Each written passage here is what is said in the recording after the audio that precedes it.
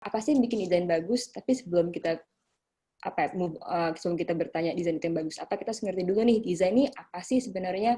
Jadi bayangin aja kita dapat satu artikel buku yang panjang banget, teks semua kan. Nah, sebagai desainer, gimana sih caranya biar kita bisa bikin semua teks ini yang mungkin bosen dan orang udah males baca, jadi menarik.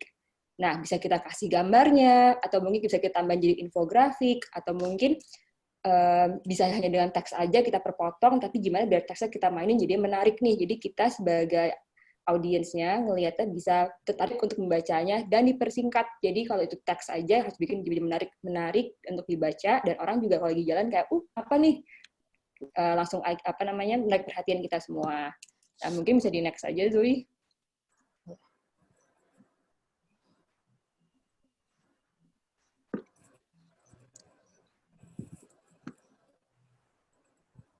Belum di next loh, Zo. Iya kan, udah kan Elements of Design kan ini? Belum, di screenku masih yang ini nih, masih yang cover pertama soalnya. Oh masih ya, sorry. Oh, sharing is post. Bentar, aku gimana ya caranya ini? Coba aku stop dulu. Aku share lagi. Teman-teman yang mau nanya bisa langsung ya di kolom chat. Kita sharing aja. Jadi untuk format hari ini aku sama Zoe karena waktunya terbatas akan sharing 2 elemen yang selalu kita istilahnya kayak bukan curangnya juga ya, shortcut lah. Cara cepatnya kalau ada waktu sempit, biasanya kita hanya memakai 2 cara ini nih. Nah, karena 2 cara ini juga aku akan sama Zoe akan tunjukin dari beberapa software, dari software yang semua bisa pakai, terus semua orang sudah sama Photoshop juga kan, dan Illustrator itu akan kita tunjukin nantinya. Nah, ini kita akan mulai Elements of Design. Kita bisa move on dulu. Elements of Design ada apa aja sih nih?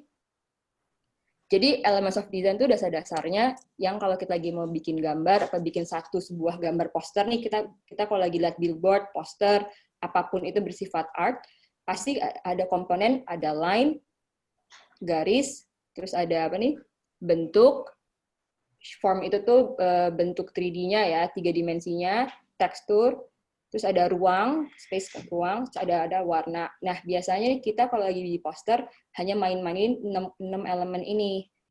Tergantung kita mau mainin gimana. Kadang ada yang lebih jadi fokus poinnya, ada juga kadang mungkin yang nggak terlalu penting nih, jadi kita buang aja nih. Misalnya aku hanya mau fokus main di ruang dan main di gambar, atau aku hanya mau fokus main di ruang sama main di garis. Ada bisa juga kita campur semuanya. Nah, ini semua insting aja ya.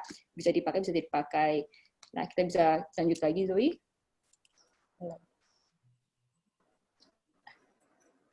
Nah, biasanya kalau waktunya itu sedikit, cara yang paling mudah untuk kita lakukan adalah bermain di warna.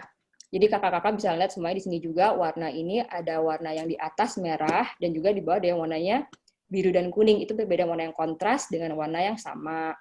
Warna itu hal yang paling mudah untuk kita pelajari kalau kita masuk ke dunia graphic design ya, karena dengan warna, dengan gambar yang sangat simple, mungkin gambar 2 bulatan aja yang bisa dilihat di bawah, hanya menggunakan 2 warna yang kontras sudah bisa langsung menarik perhatian kan, sementara di atas mungkin gambarnya lebih banyak, lebih lebih menaruh banyak usaha, tapi warnanya bikin kita ngeliatnya kayaknya ramah di mata lah gitu kan.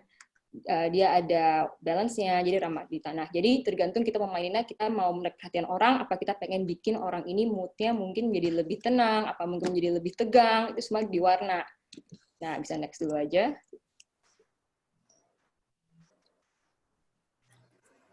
Nah, kalau di warna ini, ya boleh Kak? Aplikasi untuk desain ini apakah menggunakan yang khusus, apakah yang lainnya? Salah ya misalkan untuk mengedit foto ataupun mengedit tulisan agar lebih menarik, agar lebih orang itu bisa lebih perhatian. Apakah itu aplikasinya khusus apa tidak? Itu saja. Terima kasih Kakak. Mas Dede, makasih banget pertanyaannya. Untuk Mbak Laras mungkin di hold dulu aja, disimpan dulu aja pertanyaannya. Nanti di akhir kita bisa langsung jawab satu persatu. Gitu. Buat teman-teman yang lain juga, misalnya ada pertanyaan langsung di kolom chat dulu aja ya. Nanti di akhir kita langsung bahas satu-satu. Gitu. Terima kasih. Nanti Mas Dede sambil aku jalan, sambil aku jawab juga ya, karena menyentuh juga nih semuanya. Pokoknya semua intisarinya apa yang diajari hari ini bisa aplikasinya masuk ke pembuatan gambar, ataupun ke teks, ataupun ke fotografi juga, malah atau bikin video juga. Hanya tergantung kita lagi mau ngeliat fokusnya yang mana dulu nih, karena cara aplikasinya sama saja, cuman mungkin efeknya berbeda-beda di tiap-tiap mediumnya itu sendiri. Nah, kali ini kita spesifiknya ngomong kalau ini tuh terutama graphic design tuh main ke poster, bikin buku, lebih ke arah seperti itu. Nah, biasanya nih kalau di graphic design sering banget kan kalau kita lagi bikin gambar ditanya mau RGB apa si MYK ini ya. Bedanya RGB itu tuh 3 warna yang biasa ditemukan di komputer, di website, mereka hanya 3 warna. Dan juga termasuk di televisi ya. Kemudian kalau mau di print itu tuh ada 4 warna biasanya. Ini hanya mode yang biasanya kalau kita lagi mau ke tukang printer sering tanya kan, maunya RGB apa si MYK. Kalau printing, ingat selalu pilih yang kanan. Kalau untuk komputer, TV, screen, bahkan yang untuk di Instagram HP, selalu pilih yang RGB. Itu aja sih, keep it simple. Oke. Nah, mungkin kan kalau tadi tuh elemen-elemen, jadi kayak ada garis, ada ruang. Nah, seterusnya ini kalau kita ngomongin principle of design atau prinsip-prinsip desain itu, gimana caranya kita menggunakan elemen-elemen tadi dalam sebuah komposisi. Nah, aslinya prinsip-prinsip desain ini banyak, cuman mungkin karena tadi waktu nggak panjang hari ini, yang aku utamain tuh mungkin lebih cerita tentang unity dari sebuah komposisi. Jadi, gimana caranya sih sebuah komposisi itu kelihatan kayak emang cocok, semua hal-hal yang ada di situ tuh cocok ada di gambar tersebut. Nah, jadi kita kalau misalnya lagi ngomongin komposisi, banyak nih cara kita bisa menata tadi bentuk-bentuk tadi, atau kita bisa menonjolkan misal tekstur apa, dan seterusnya. Nah, di sini ada beberapa contoh, kayak contohnya proximity. Jadi kalau misalnya nih kita pengen ngebawa mata orang ke tengah komposisi tersebut, kita kalau misalnya banyak, kayak yang di gambar kiri ini banyak buletan, kita bisa makin deketin nih semuanya ke bagian tengah. Nah, terus habis itu bisa juga kalau misal kita lebih pengen bikin sebuah pattern atau pola, itu ukurannya kita bikin sama semua, tapi habis itu kita bikin repetisi yang misalnya udah ada jarak terukurnya. Dan juga jadi misalnya kalau kita pengen nih juga contohnya bikin kayak sebuah pergerakan di dalam gambar, itu namanya rhythm. Nah, kalau rhythm itu jadi misalnya nih kalau kita mau ngomong ada bola ini dari belakang, kita pengen bikin kesannya dia maju, kita bisa main di ukurannya jadi dari kecil, sedang, sampai gede. Sebuah rhythm di dalam komposisi tersebut. Nah, aslinya itu mungkin penjelasan simpel ya. Nah, terus mungkin emang kalau di sini yang kita pengen tekanin hari ini emang lebih ke prakteknya supaya kakak-kakak sendiri bisa ngeliat nih gimana sih caranya kita membuat sebuah komposisi dengan visual-visual yang kita punya. Jadi ini Kak Laras bakalan langsung loncat ke praktek. Oke, mungkin aku share screen ya. Mungkin Zoe bisa ditutup dulu. Oke, aku share screen. Oke, aku akan tunjukin pakai 2 software yang berbeda. Jadi yang pertama, Canva nih. Canva ini biasanya dipakai sama orang-orang sejuta umat. Biasanya tahu ya kalau bikin resume apa CV pakai Canva ya. Mungkin orang juga nggak tahu, Canva ini juga bisa dipakai loh untuk desain grafis. Nah, biasanya Canva ini bakal nanya kalau kita masuk, dia bakal nanya masuk pakai Google account apa mau bikin account sendiri. Nah, aku biasanya pakai aja Google account. Kalau udah masuk, create design, mungkin aku akan pilih, mungkin untuk Instagram post ya kali ini, karena dia bentuknya kotak persegi kayak gini ya. Biar bikin kita lebih gampang aja. Cuma kakak-kakak di sini kalau mau ganti gambarnya tinggal pilih ke yang namanya resize, dia akan ganti size-nya. Oh, nanti biasanya dia, di sini, sorry, di tulisan namanya file, nanti dia akan tulis ukurannya mau yang berapa aja. Nah, biasanya di Canva ini akan ada beberapa pilihan nih. Ada di bagian gambar, dia ngasih beberapa gambar-gambar yang gratis. Elemen ini ada gambar-gambar free, stiker, line, yang bisa kakak-kakak ambil juga. Ada bisa untuk bikin teks juga. Bahkan udah dikasih juga nih, udah ada style-nya juga. Jadi untuk yang mau main-main, ini seru banget. Ini aku hapus dulu. Bisa tambahin musik juga, bikin video, background, dan masih macam-macam lagi. Nah, yang aku tunjukin sekarang adalah dari yang kita pelajari tadi, itu tuh tadi ada bentuk dan warna ya, apa yang aku tekankan. Jadi misalnya nih, aku kasih contoh yang paling gampang ya. Bukan yang paling gampang, yang paling simple yang orang selalu mainin adalah size ya. Ukuran, sebentar. Aku ambil yang binatang. Aku cari dulu yang binatang. Nih. Jadi di Canva ini kalau nggak salah dia selalu ganti-ganti gambar ya. Jadi tiap berapa bulan dia akan ganti, jadi berbeda-beda lagi koleksinya. Dan ini gratis ya, ada juga yang berbayar. Yang berbayar tentunya akan lebih banyak pilihannya. Misalnya aku ambil si kucing, dan coba aku cari binatang yang kecil ya. Binatang yang kecil misalnya. Misalnya tikus nih. Oke, yang aku pengen tunjukin adalah komposisi. Komposisi itu bisa kita pelajari dari besar kecil ukuran. Bayangin ya, kalau dia lebih besar, si kucing lebih besar, dan si tikus di belakang, ada perspektifnya kan? Jadi di depan ini adalah si kucing, di belakang si tikus. Kalau kita balik, tikus besar dan si kucing kecil, si kucing lebih kecil, dia akan ada di belakangnya. Kan? Kalau keduanya sama, berarti, nah kebetulan kali ini contohnya agak kurang bagus, coba kita ganti jadi anjing ya. Kalau keduanya jadi sama, berarti dia sejajar kan, matanya berarti di garis mata yang sama. Hanya dengan kita gambar, kita bisa kecilin aja, narasinya sudah berubah kan perspektifnya, dia di belakang, apa dia di depan, apa dia mungkin sejajar matanya. Nah, kalau kita ganti jadi si tikus tadi, kesana kan si kucing ini sedang mau mengejar tikus ini kan. Nah, coba kita bikin suasananya lebih tegang lagi ya mungkin. Suasana lebih tegang, kita coba pergi ke background. Kalau aku biasanya ngambilnya di color aja. Nah, tadi di elemen, aku cari kotak. Sebentar.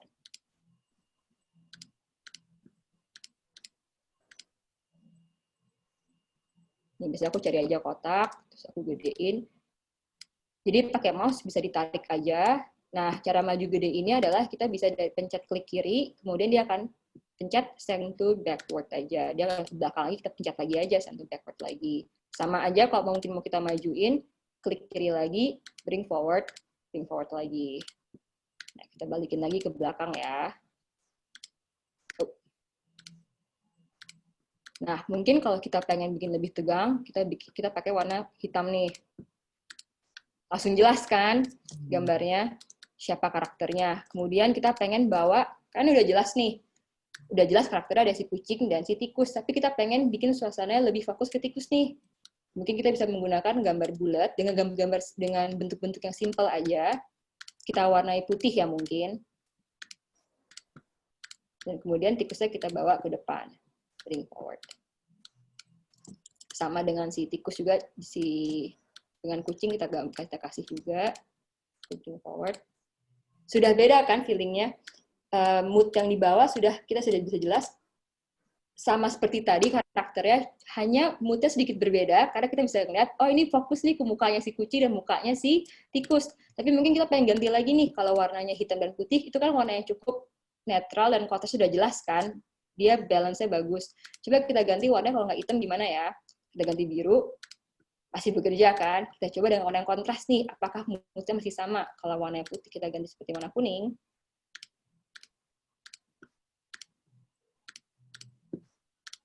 Berbeda kan moodnya juga, dia lebih cerah, kemudian dia juga intisarinya sama, kita tetap menarik perhatian kita, namun mood yang dibikin berbeda sedikit. Kita bisa coba lagi nih. Jadi biru dan kuning ini dua warna yang kontras. Jadi tidak selalu, bukan warna yang kontras itu warna yang kalau di color wheel, dan di color wheel lah warna yang sini, coba aku kasih lihat ya. Contohnya, dia berada di ujung dan ujungnya. Oh, maaf, ini berbeda.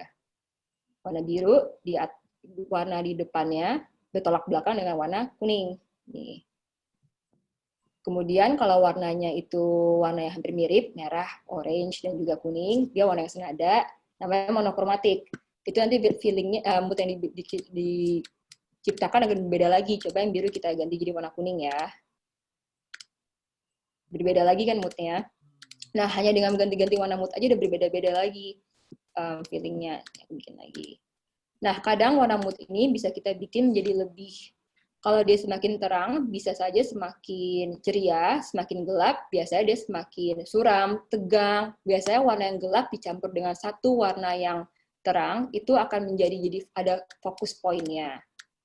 Oke, aku udah kasih lihat dengan contoh Canva ya. Canva cukup simple, tapi aku yakin di sini pasti juga ada yang penasaran dengan yang namanya Photoshop. Kalau di Photoshop, sama aja, kita bisa buka seperti ini. Kita kasih biasanya size-nya. Dia akan minta size, jadi aku masukin 1080 sama ukuran seperti yang tadi. Ras belum berubah ke Photoshop kayaknya ini. Oh, sorry. Ganti dulu. Ini ya, Photoshop. Nah, ya. Oh, kalau nggak aku ganti jadi kayak gini deh, biar gampang. Jadi aku akan bawa ke Photoshop. Nah, kalau di Photoshop itu biasanya biar lebih gampang, semua sudah ada di satu file. Jadi, kreatif. Nah, biasanya di sini banyak dari kita semua udah sering tahu Photoshop, tapi sebenarnya Photoshop itu untuk mengedit sebuah gambar fotografi. Dia hanya untuk memanipulasi gambar.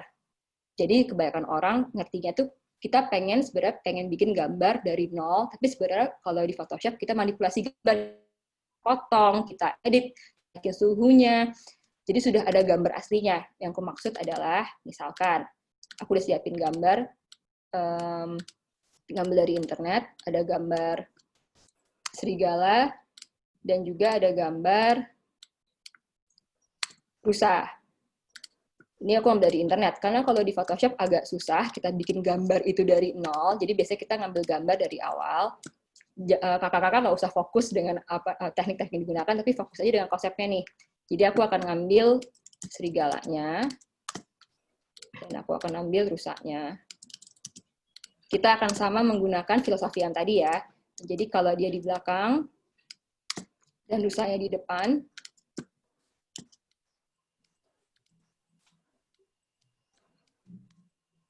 kesannya serigalanya masih menghantuinya si rusa kan. Terus kita balik lagi. Serigala di depan dan rusa di belakang. Jadi serigalanya sudah siap memangsa si rusa. Ini dengan filosofi yang sama ya. Kemudian coba lagi ya. Kita coba bagaimana kalau kita tambahin dengan warna yang kontras. Baik, kita coba. Buat kakak-kakak yang penasaran dengan Photoshop ini peraturannya adalah jadi ini ada beberapa di sebelah kanan aku, lihat kan aku pencet-pencet ini namanya layer. Layer ini kalau di Photoshop, kalau matanya dibuka, berarti kita sedang melihat layernya. Kalau kita matiin, dia menghilang. Jadi siapa yang paling di atas, dia yang akan kelihatan paling pertama. Nah, misalnya si rusa ini aku warnain jadi warna, biasanya coba jadi warna merah. Kemudian aku taruh dia di atasnya si serigala, kelihatan kan? Tapi kalau aku matikan, dia akan mati. Nah, kita balik lagi ke warna hitamnya ya. Nah, aku mau coba lagi dengan konsep yang sama dengan warna biru, aku taruh di background-nya. Nah, kalau di Photoshop, karena aku mau taruh di background, jadi aku harus bikin layer baru, dan aku taruh di belakangnya serigala dan si rusa. Aku taruh di belakangnya. Kelihatan bagus kan? Nah, ini aku rapiin dulu aja, karena masih jelek cut-nya.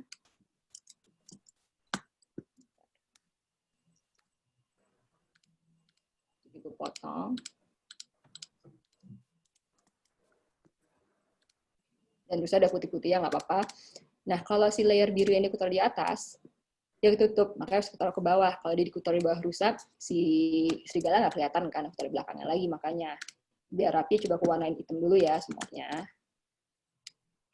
Sama aja, warnain hitam. Nah, kan udah sama nih, tapi warnanya kurang pas hitam dan biru. Kayaknya berat banget di mata, dan aku nggak bisa ngeliat mana sih titik poinnya. Nah, biasanya kalau kita bingung cari warnanya, kita nggak tahu warna yang bagus apa sih, kita bisa ngeliat nih, kita buka Pinterest, apa kita buka Instagram, atau kita buka majalah, dan kita ngeliat, oh aku suka nih komposisi warna ini, atau mungkin bisa kita lihat sekeliling kita, mungkin aku lihat di depanku ada warna mat, ini bisa aku tunjukin ya, ada warna mark, aku suka nih warnanya warna campuran biru dengan hijau dan merah, aku ambil referensi. Nah, aku jadi udah pergi ke internet, aku biasa cari-cari gambar yang aku suka di blog-blognya.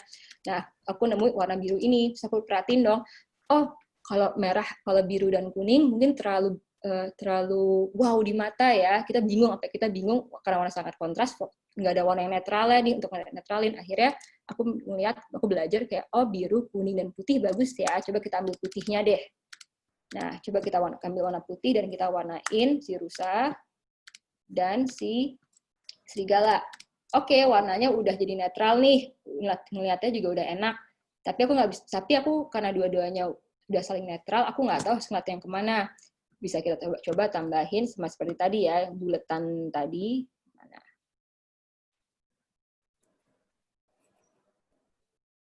Wah, aku tiba-tiba kagok nih, buletannya di mana ya? Sebentar. Coba aku cari lewat shape. Oke, kalau buletan yang nggak ada, aku gambar aja. Coba aku gambar aja ya buletannya di belakangnya. Aku ganti menjadi warna kuning. Di belakangnya kuning, di sini juga kuning. Tuh, sudah nih. Mungkin terlalu berat. Jadi aku taruh di rusanya saja. Jadi narasinya berubah lagi kan, yaitu mangsanya udah jelas sini, mangsanya yang di dalam bola matanya si serigala adalah si rusa. Kalau seandainya si bola ini aku pindahin, aku ganti lagi.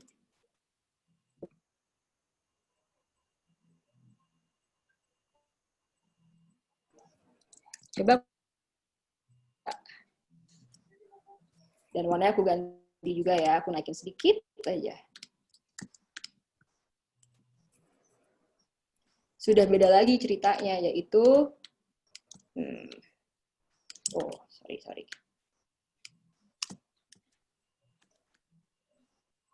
Ini deh.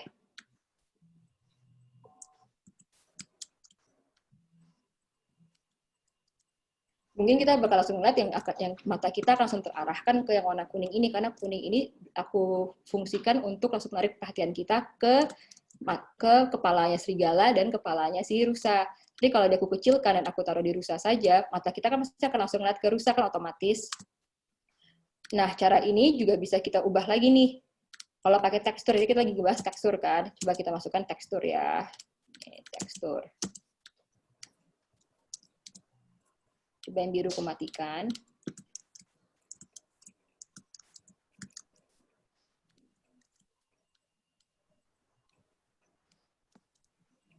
Dan ininya aku warnakan jadi hitam lagi. Nih, kalau pakai tekstur beda lagi sudah feelingnya. Mungkin dia berada di tempat yang sangar juga bisa, atau mungkin dia feelingnya sudah berbeda lagi. Atau mungkin kalau kita lagi baru mulai, kita nggak usah cari-cari gambar yang susah-susah dulu, kita bisa pakai line atau garis ya. Coba aku bikin satu narasi dan kita nanti bisa pergi ke pelajaran Kak Zoe ya. Nih, coba kita lihat kalau bisa nggak sih kita bikin gambar hanya dengan menggunakan gambar siluet ya serigala dan si rusa dengan warna yang sama, tapi kita pengen dengan warna yang berbeda, tapi moodnya berbeda nih, lebih tegang mungkin ya. Nah, coba kita kasih gambar garis ini. Coba aku habis dulu. Nah, kita pengen tapi moodnya kan lebih tegang kan. Kalau tadi itu mungkin kita lebih belajar gimana cara kita menarik garis mata kita ke gambar yang simple. Nah, sekarang coba kita belajar caranya gimana cara kita bisa bikin suasana ini tegang menggunakan gambar yang sama tapi warna yang berbeda. Oke, warna yang tegang apa ya? Mungkin kita pikir dulu. Aku cari-cari lagi warna yang tegang, mungkin ada warna merah, hitam, dan putih nih mungkin. Oke, kita coba ya. Pertama aku edit dulu. Arrange. Kita bisa buat sendiri, cuma kalau aku ngambil dari internet, jadi aku harus edit dulu. Cuma buat kakak-kakak kalau di Canva kita bisa bikin satu persatu. Karena aku pakai Photoshop, aku pengen nunjukin aja nih ada step-stepnya cukup kompleks. Nah, mungkin warnanya hitam, terus yang warna birunya aku ganti jadi warna merah ya mungkin. Dia nggak mau ganti. Ganti merah, aku tinggiin.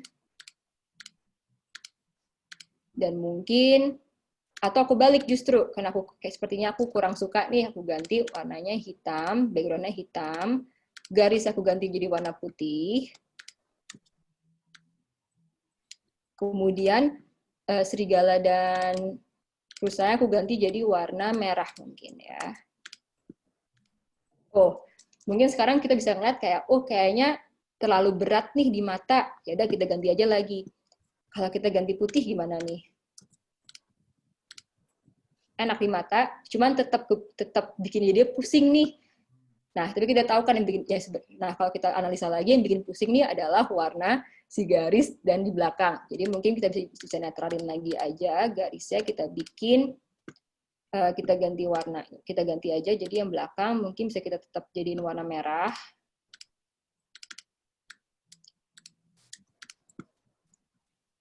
Dan yang depan kita ganti jadi warna hitam mungkin.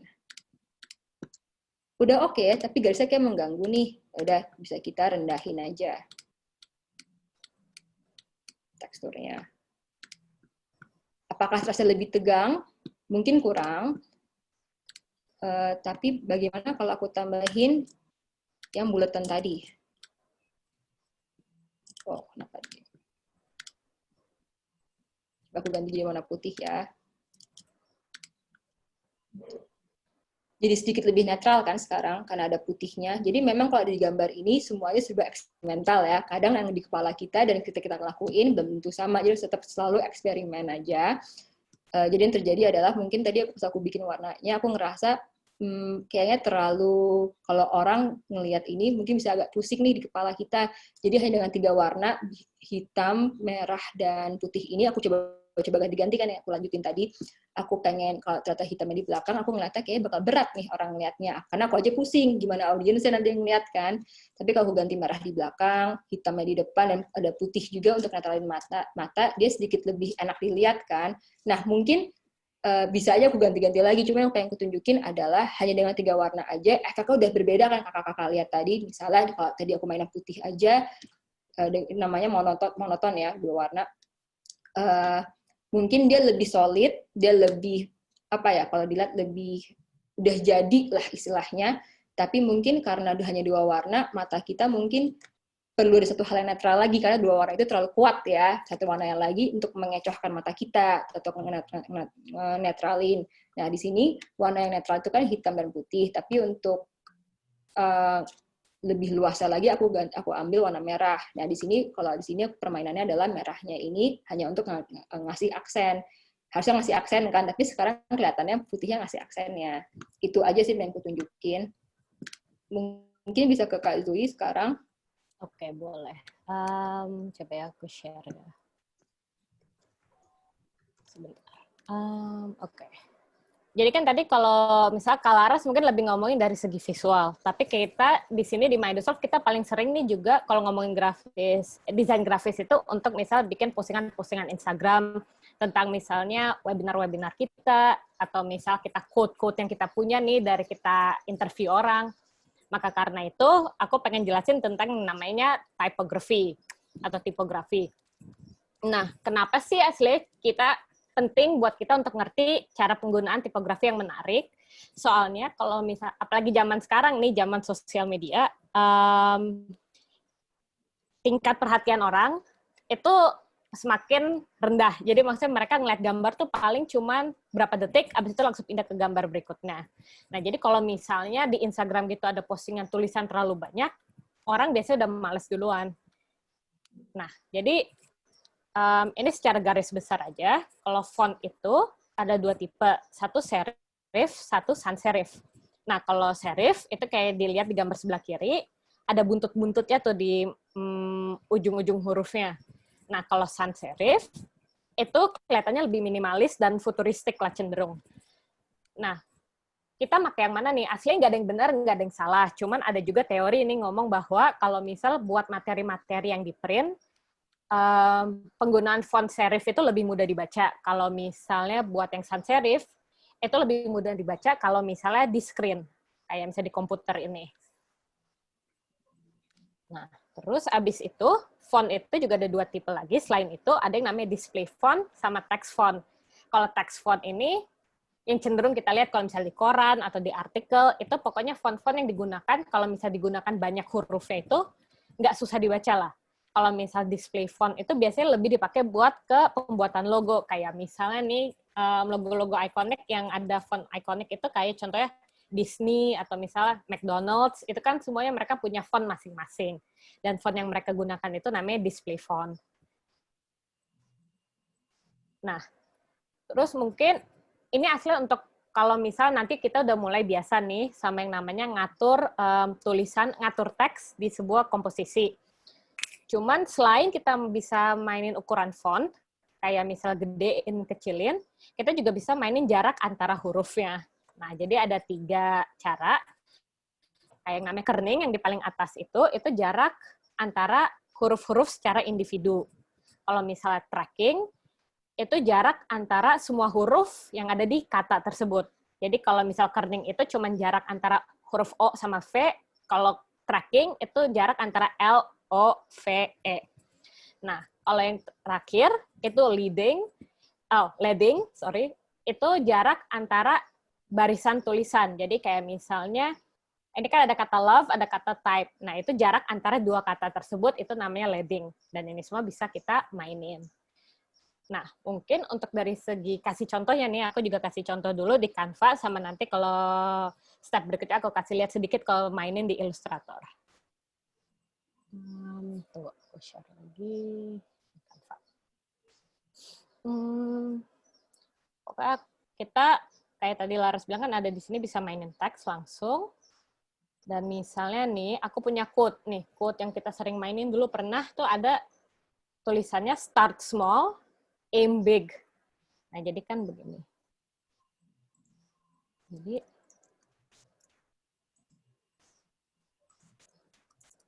salah ketik.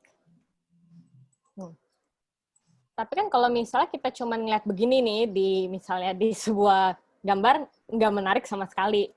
Nah, jadi gimana sih kita bisa menekankan essence dari quote ini? Nah, caranya itu kalau misal aku lihat aja arti dari masing-masing kata. Kayak misal ada 1 big, ada 1 small. Kita bisa mulai dari situ dulu, yang buat gampang. Jadi misalnya, ini aku pisahin, terus aku copy lagi, tapi aku ganti tulisannya. Misalnya kan tadi ada kata big. Jadi kita mainin di situ. Terus jadi aku pisah-pisahin dulu. Nah, tapi kan ini juga tetap aja dong, belum jadi apa-apa. Nah, tapi kan kalau essence kita mau ngomong nih, mulailah dari hal yang kecil, tapi abis itu punyalah cita-cita yang besar gitu ya. Misalnya, jadi kata big-nya ini bisa kita gedein juga. Nah, di sini kan ada begini nih. Tapi kalau kita mau bikin yang namanya lebih dinamis lagi, kita bisa mainin dari font-nya sendiri. Kayak misal di sini ada ini. Nah, tunggu, ini kegedean, jadi keluar dari screen.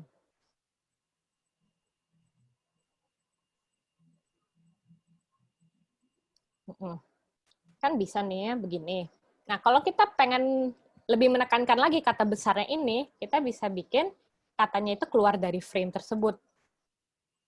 Kayak misalnya gini, jadi emang sedikit terpotong.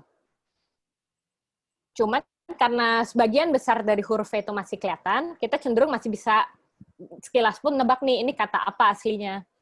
Nah, jadi kan dengan ini kita lebih menekankan nih, kayak terus misalnya kata start small itu benar kita kecilin banget.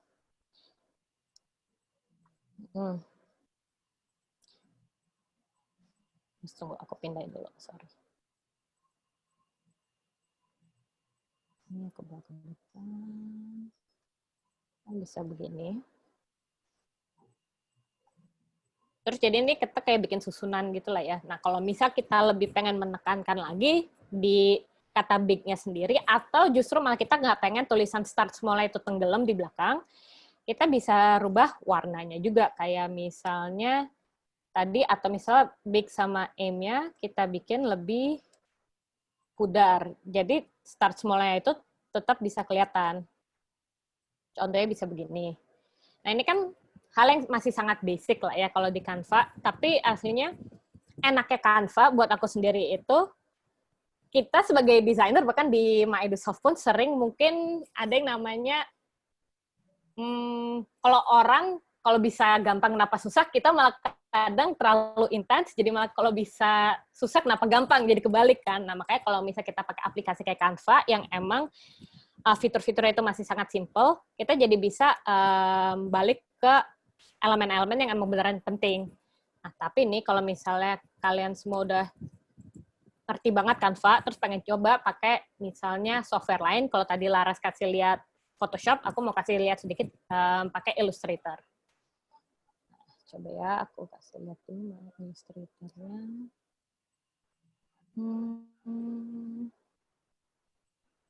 Sorry. Nah, jadi kalau di Illustrator ini sama aja. Ini kita bisa ketik teks. Misalnya kita ada kata melt tuh artinya meleleh. Nah, terus habis itu aku gedein dulu.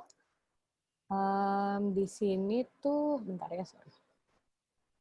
Nah, kalau ini, di sini kita bisa ada yang namanya kita rasterize gambar. Jadi kalau kita rasterize gambar tuh intinya teks itu kita rubah jadi image. Jadi misalnya kayak, tunggu aku ganti dulu fontnya kayak yang lebih tebal. Black.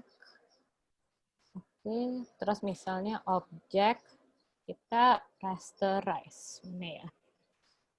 Ini dia. Kita bikin transparan background-nya. Kan udah.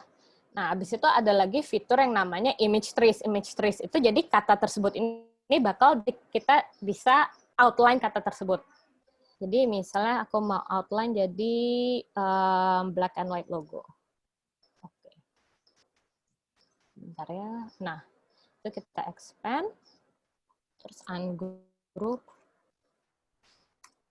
Nah, kalau di Photoshop itu mungkin lebih buat ngedit gambar. Kalau di Illustrator itu justru kayak tadi Laras bilang, kalau misalnya di Photoshop itu susah kita bikin gambar dari awal, malah di Illustrator itu gunanya untuk itu. Kayak jadi ada yang namanya pen tool.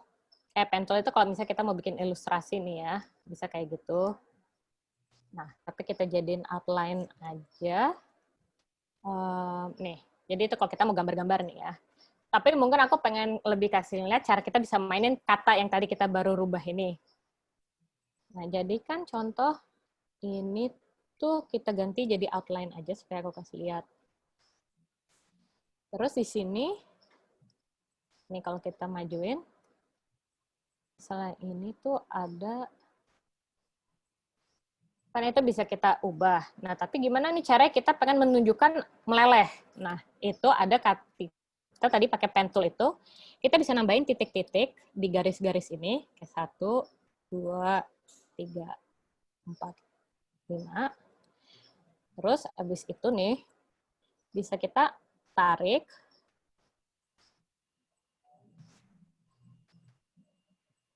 Misalnya begini ya, tapi kan ini masih kasar banget lah ya. Nah, terus habis itu misal di sini bisa kita bikin jadi lebih bulat. Terus ini kita hapus aja. Terus kita hapus. Nah, contoh misal bisa gini nih. Terus habis itu kan bisa kayak begini. Terus bisa juga kalau kita pengen lebih ekstrim, masing-masing dari ujungnya ini kita bikin bulat. Jadi kita bisa convert ujungnya jadi bulat begini. Nah, tapi untuk sekarang mungkin cukup segini.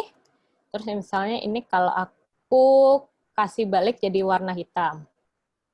Cuma kan misalnya sesuatu itu meleleh karena apa? Misal panas. Jadi kalau mau warnanya sendiri bisa kita ganti jadi warna yang lebih warm atau apa ya? Hangat. Kayak contoh bisa kita ganti ini seluruh katanya jadi warna ya, merah kali ya. Kita ganti jadi merah. Kok ini? Oh, tunggu. Kayaknya aku filenya masih... Oh, ini dia. Jadi bisa kita ganti kayak gitu. Nah, kalau tadi yang kayak Laras kasih contoh nih, mainin warna juga. Pakai teks itu juga penting. Kita bisa mainin warna. Kayak ini, misalkan ini. Terus kita bisa erase send to back. Nah, misal kalau kita pengen bikin beneran suasananya tuh kayaknya di gambar ini tuh panas banget nih. bisa jadi background-nya yang merah, terus tulisannya kita bikin warnanya misalnya orange. Kayak gitu. Jadi benar kita bikin hangat. Nah, kebalikannya kayak kalau kita misal tulis es atau ice gitu ya. Kita bikin tulisannya jadi biru sama belakangnya biru gelap gitu. Bisa juga kayak gitu. Jadi aslinya kalau misal kita lagi mainin teks, terutama buat kayak postingan Instagram atau bikin poster, itu penting banget nih untuk ngerti essence-essence-nya. Jadi kita nggak menggunakan terlalu banyak kata dalam satu gambar. Paling kalau dari aku sih mungkin untuk teks gitu dulu nih. Terus supaya kita masih ada waktu, kita mungkin bisa ke bagian tanya jawab juga ya.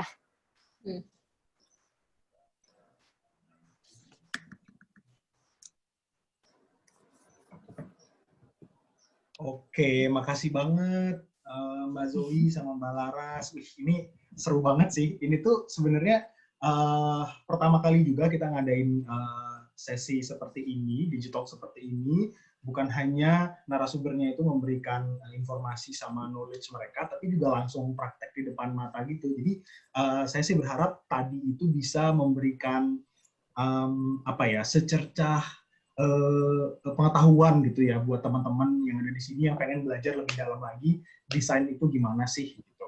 Nah, saya lihat udah ada beberapa pertanyaan. Kita langsung aja mungkin ke pertanyaan pertama. Ada Mas Tommy Hari Firmanda. Dia bilang sudah lama saya tidak main desain seperti ini semenjak kondisi mata semakin parah. Oh iya, low vision ya Mas Tommy ya. Aplikasi apa yang aksesibel untuk tunanetra agar bisa tetap membuat desain sendiri secara mandiri.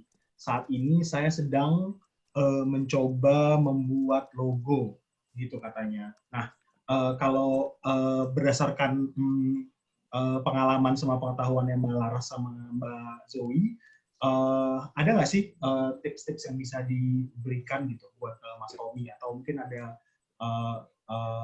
pengalaman gitu Mbak mengenai ini?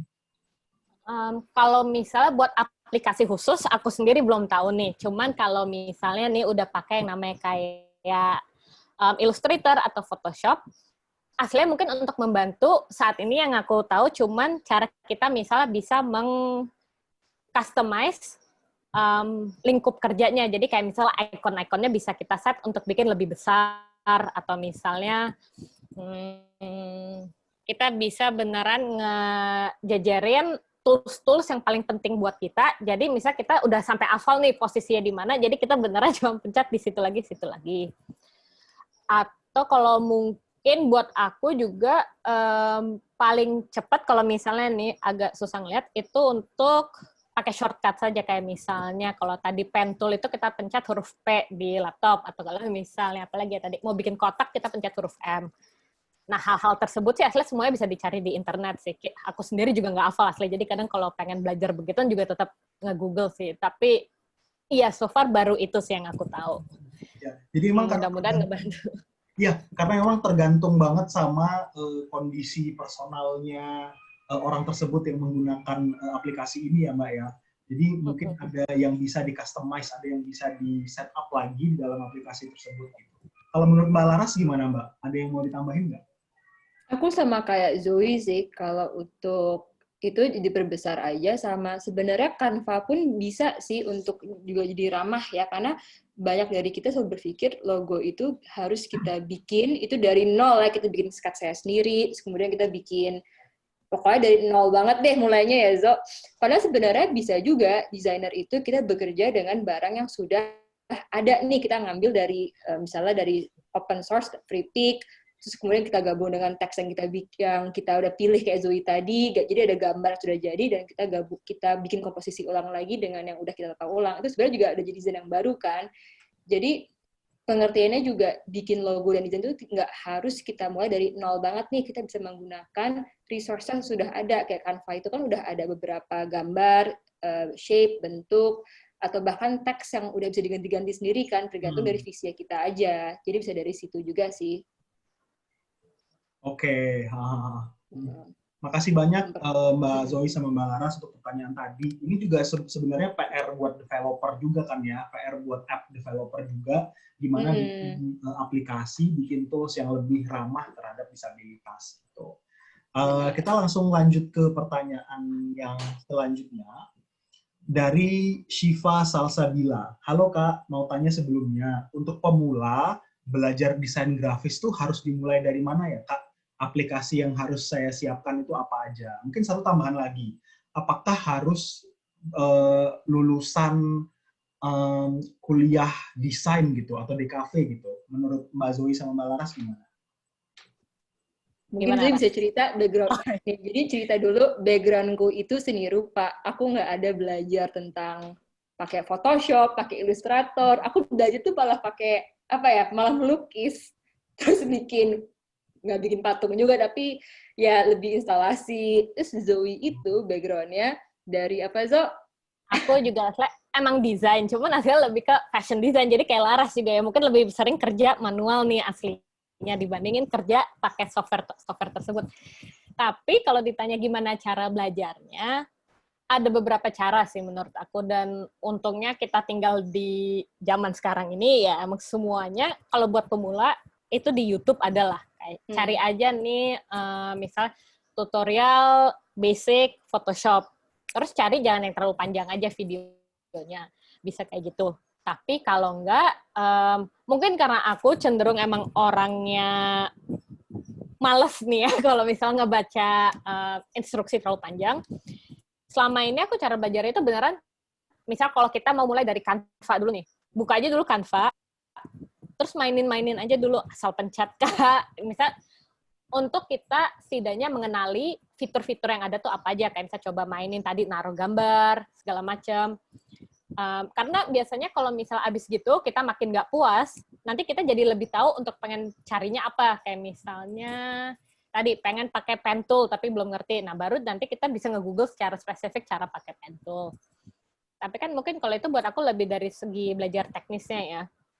Tapi kalau misalnya untuk lebih tentang pengertian sendiri tentang desain grafis sih, sebagai desainer menurut aku tuh nggak ada yang lebih penting dari kita mengekspos diri sendiri ke inspirasi lah, atau contoh-contoh karya yang kita suka. Jadi kan zaman sekarang kita bisa cari di Pinterest, atau misal bahkan bisa ada juga kalau website portfolio itu Behance. Nah, kita cari aja tuh, rajin-rajinin ngeliat, semakin lama kayak orang tuh kalau misalnya pakai warna tuh kayak gimana. Jadi semacam emang otodidak sih, tapi otodidak dengan cara kita belajar dari resources yang emang ada. Kalau aku sih kayak gitu sih selama ini. Mungkin aku tambahin juga, aku tambahin sedikit dulu ya Mas Idan. Silakan. Sama kayak Kak Zoe, Kak Zoe kan bilang harus nge-expose, aku setuju banget harus di-expose, karena yang namanya taste itu harus dilatih.